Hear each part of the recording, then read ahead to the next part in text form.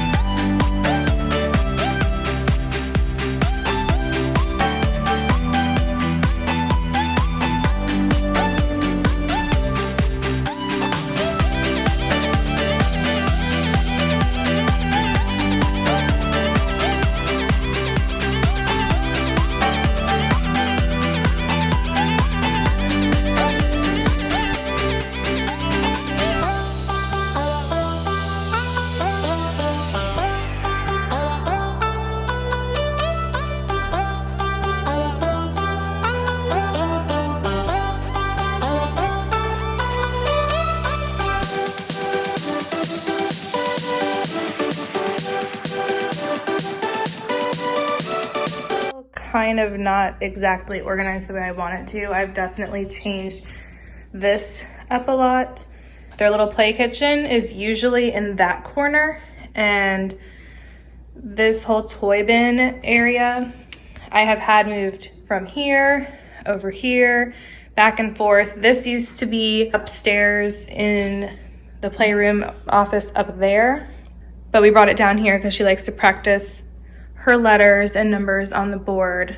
So we brought that down. The other side is actually a chalkboard too, and we've been kind of playing around with that too, but she prefers the whiteboard. She does draw on the paper, and this is actually where the roll connects, and she's brought it back and forth, but she prefers to draw on the dry erase part.